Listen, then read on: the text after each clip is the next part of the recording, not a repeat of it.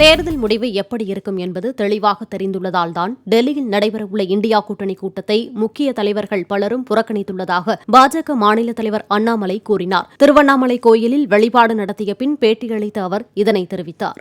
1ஆம் தேதி இன்று இந்தி கூட்டணி நாங்கெல்லாம் இணைந்து ஒரு டெல்லியில் ஒரு மீட்டிங் நடத்துறோம் அப்படின்னு சொல்லி சொன்னாங்க.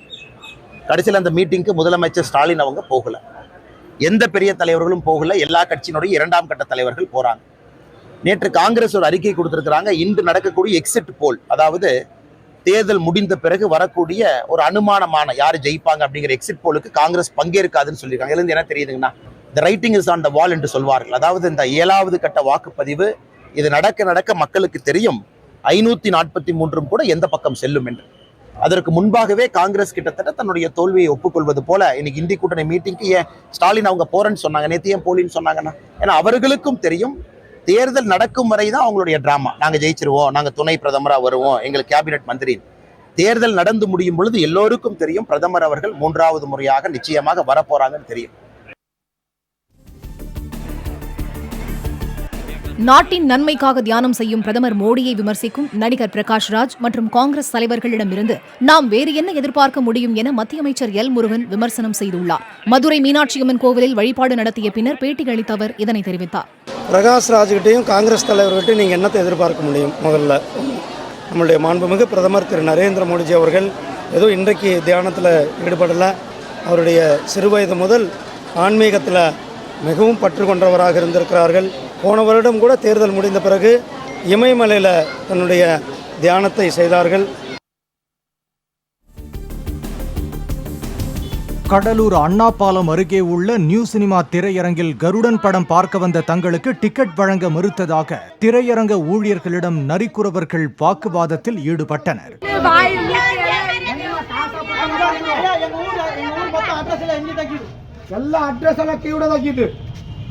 ஒரு படம் பார்க்கறது இவ்வளவு போராட்டம் வேற பண்ணணும், எங்க தலை எழுத்து.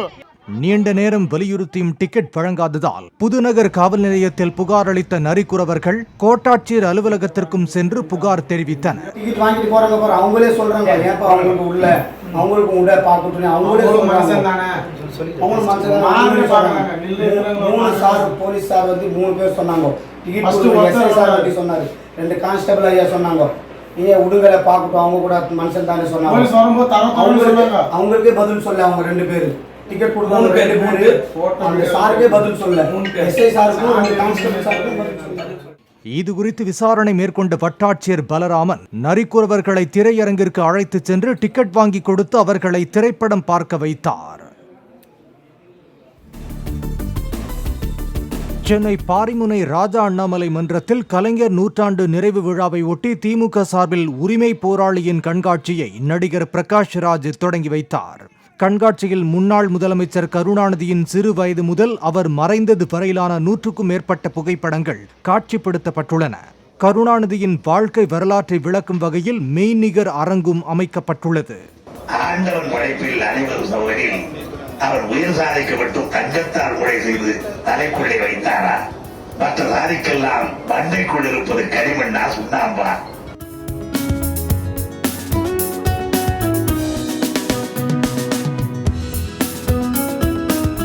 அவராம் நான் நடிக்கிற ஒரு வாய்ப்பு எனக்கு இருந்தது இருவரில். அதுக்கு அவரை சந்திக்கிறதுக்கு முன்னாடி அவரோட வாழ்ந்த மாதிரி எனக்கு ஒரு ஃபீலிங். கிட்டத்தட்ட ஒரு 2 வருடங்கள் நான் அவரை ஸ்டடி பண்ண வேண்டியது. இன்னைக்கு நான் பேசுறேன்னா அதற்கு காரணம் அப்பேற்பட்ட ஒரு மனிதனை 2 ஆண்டு காலம் நான் கிட்ட பார்த்து ஸ்டடி பண்ணது தான். அதாவது அந்த ஒரு வாய்ப்பு எனக்கு கிடைச்சது. ஒரு இல்லைன்னா நான் கர்நாடகாவில் வந்தவனுக்கு என்ன அதை முடியல. அவர் இருக்கிற வரைக்கும் எவனும் வாலாட்ட முடியல. எங்க நடப்பாண்டு உலக செஸ் சாம்பியன்ஷிப் தொடர் போட்டியை இந்தியா சார்பில் டெல்லியில் நடத்த வேண்டும் என அகில இந்திய செஸ் கூட்டமைப்பு விண்ணப்பித்துள்ள நிலையில் சென்னையில் நடத்த வேண்டும் என தமிழக அரசு தனியாக விண்ணப்பித்துள்ளது.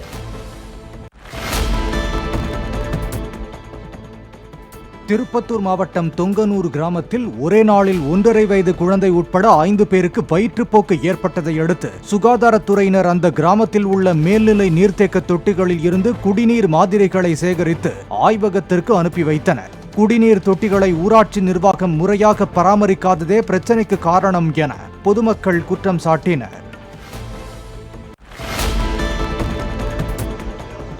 மத்திய பிரதேச மாநில முதலமைச்சர் மோகன் யாதவ் ராமேஸ்வரம் ராமநாத சுவாமி கோயிலில் தனது குடும்பத்தினருடன் வழிபாடு நடத்தினார். தனி ஹெலிகாப்டர் மூலமாக மண்டபம் வந்தடைந்த அவர் சாலை மார்க்கமாக தனுஷ்கோடி அரிச்சல் முனைக்கும் சென்று பார்வையிட்டார்.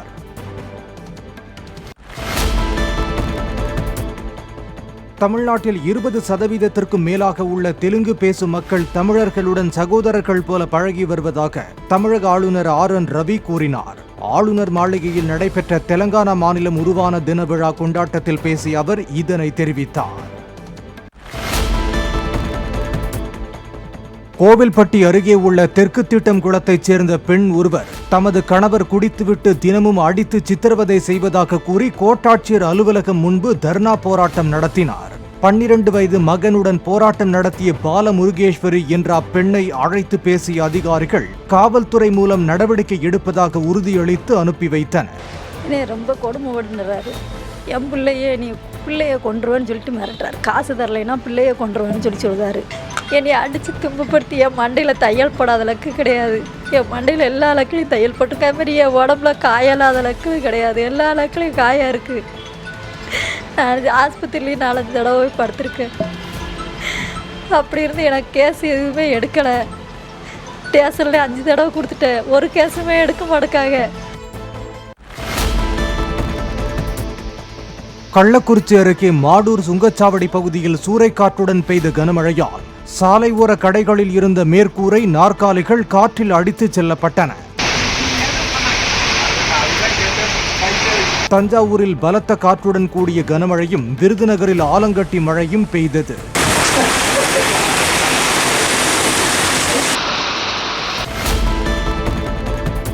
தமிழ்நாட்டில் 1967ஆம் ஆண்டுக்கு பிறகு ஏதாவது ஒரு திராவிட கட்சியை சார்ந்திருந்தால் மட்டுமே வெற்றி பெற முடியும் என்ற நிலையை மாற்றி பாஜக அதிக இடங்களில் வெற்றி பெற உள்ளதாக தமிழிசை சவுந்தரராஜன் தெரிவித்தார். சென்னையில் பேட்டியளித்த அவர் கருத்து கணிப்பில் சொல்லப்படும் இடங்களை தாண்டி தேசிய ஜனநாயக கூட்டணி அதிக தொகுதிகளை கைப்பற்றும் என்றார். தமிழகத்தில் ஓட்டு சதவீதத்தை அதிகரிக்க போகிறோம் என்பதும் உண்மை. இடங்கள் இன்னும் அதிகமாக கிடைக்கும் என்பதும் உண்மை. ஒரு திராவிட கட்சிகளின் கூட்டணி இல்லாமல் ஒரு 67ற்கு பின்பு ஏதாவது ஒரு திராவிட கட்சி சார்ந்திருந்தால் மட்டுமே பலம் பெற முடியும் என்ற ஒரு நிலையை மாற்றி பாரதிய ஜனதா கட்சி ஒரு தனித்தன்மையோடு ஒரு இடங்களை நாங்கள் பெற இருக்கிறோம் என்பது இது ஒரு வெற்றிக்கான அடித்தளம் என்றே நான் நினைக்கிறேன்.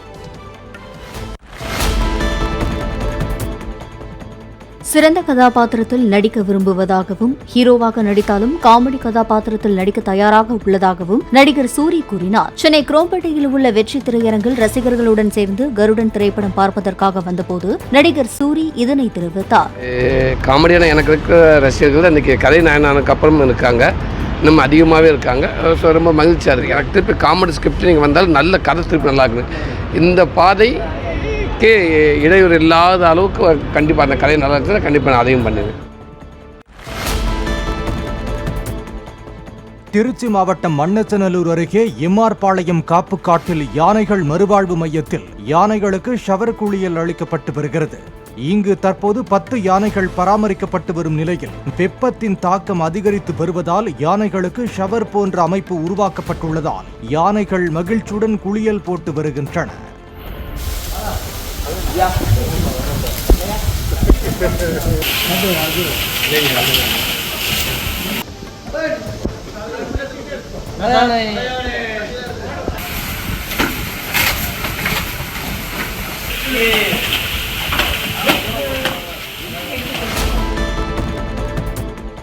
மலேசியாவில் நடைபெற்ற சர்வதேச யோகா போட்டியில் கோவை, கோட்டூர், மலையாண்டிப்பட்டினம் பகுதியில் உள்ள பள்ளியில் பயிலும் LKG குழந்தைகள் உட்பட மாணவ மாணவிகள் 5 தங்கம், 6 வெள்ளி, 6 வெண்கலம் என 17 பதக்கங்கள் பெற்று அதிக புள்ளிகளுடன் சாம்பியன்ஷிப் பட்டம் வென்றனர்.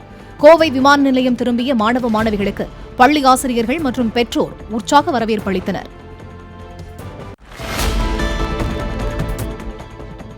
5 மாத கர்ப்பிணிக்கு சுண்ணாம்பு சத்து மாறுபாட்டால் நெஞ்சு பகுதி எலும்பில் ஏற்பட்ட கட்டியை அறுவை சிகிச்சை மூலம் அகற்றி சென்னை ராஜீவ்காந்தி அரசு மருத்துவர்கள் சாதனை புரிந்துள்ளனர். கள்ளக்குறிச்சி மாவட்டத்தைச் சேர்ந்த மணிமேகலை கருவுற்று இருந்த நிலையில் அவரது நெஞ்சு பகுதியில் கடுமையான வலி ஏற்பட்டதாக கூறப்படுகிறது. சுண்ணாம்பு சத்து மிகுதியால் நெஞ்சு பகுதியில் கட்டி இருப்பதை கண்ட மருத்துவ குழுவினர் ஒன்று கூடி அறுவை சிகிச்சையை திறம்பட செய்து அப்பெண்ணை காப்பாற்றியுள்ளனர். உலகில் இத்தகைய பாதிப்புக்குள்ளான 5வது நோயாளி எனவும் மருத்துவர்கள் குறிப்பிட்டனர். கர்ப்பிணி தாய்மார் ஆக இருக்கின்ற பொழுது அவருக்கு ஏற்பட்ட உபாதையின் மூலமாக இந்த பிரைமரி ஹைப்பர் பேராதைராய்டிசம் என்று சொல்லக்கூடிய பேராதைராய்டு கிளாண்ட் வீக்கமடைந்த நிலையில் இருப்பதை உறுதி செய்தனர். மிக நுட்பமாக இந்த அறுவை சிகிச்சையை செய்து அந்த கிளாண்டை ரிமூவ் பண்ணியிருக்காங்க. இதை நம்ம சர்ச் பண்ணி பார்த்ததில் வேர்ல்டு லெவலில் 4 கேஸ் தான் ரிப்போர்ட் ஆயிருக்கு. இந்திய அளவில் இதுதான் முதல் கேஸாக இதுவரையில் டாக்குமெண்ட் ஆயிருக்கு. திருப்பத்தூர் அண்ணா நகரில் ஆய்வு மேற்கொண்ட மாவட்ட ஆட்சியர் தர்பகராஜ் கழிவுநீர் வாய்க்காலை முறையாக தூர்வாராதது ஏன் என நகராட்சி ஆணையரிடம் கேள்வி எழுப்பினார். ஆணையர் அளித்த விளக்கத்தை ஏற்க மறுத்த அவர் அவருக்கு மெமோ அளிக்க உத்தரவிட்டார்.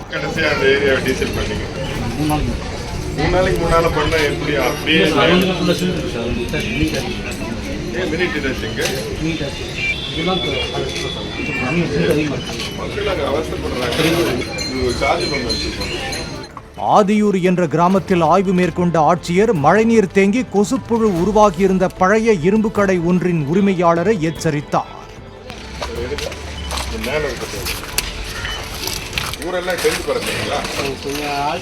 மழை பெஞ்சிச்சுல நீங்க அது கவனமா இருக்க வேணாமா? நீங்க அதுக்கான தொழிலே செய்றீங்கன்னா நீங்க புதுக்கோட்டை மாவட்டம் ஆலங்குடி மற்றும் சுற்றுவட்டார பகுதிகளில் பலத்த காற்றுடன் கனமழை பெய்தது. பிரதான சாலைகளில் மழைநீர் தேங்கியதாலும் மின்தடையாலும் மக்கள் சிரமத்திற்குள்ளாகினர்.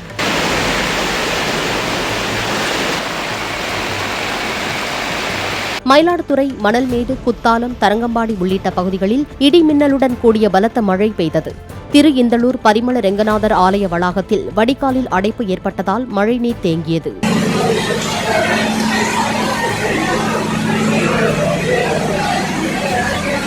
கும்பகோணத்தை சுற்றியுள்ள திருவிடை மருதூர், திருநாகேஸ்வரம், திருப்பனந்தாள் உள்ளிட்ட பகுதிகளில் பரவலாக கனமழை பெய்தது. திருவண்ணாமலை மாவட்டம் வந்தவாசியை சுற்றியுள்ள பகுதிகளில் 1 மணி நேரத்திற்கு மேலாக கனமழை பெய்தது.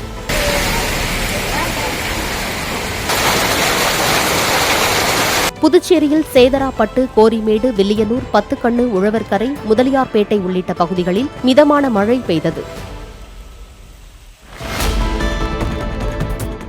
குடும்ப பிரச்சினை தொடர்பான வழக்கில் திருக்கோவிலூர் அனைத்து மகளிர் காவல் நிலைய ஆய்வாளர் மகேஸ்வரி தாம் லஞ்சம் பெற்றதாக கூறி வெளியான வீடியோ பொய்யானது என விளக்கமளித்துள்ளார். தான் லஞ்சம் வாங்கவில்லை என்றும் அதற்கான அவசியமும் தனக்கு இல்லை என்றும் காவல் ஆய்வாளர் மகேஸ்வரி தெரிவித்துள்ளார்.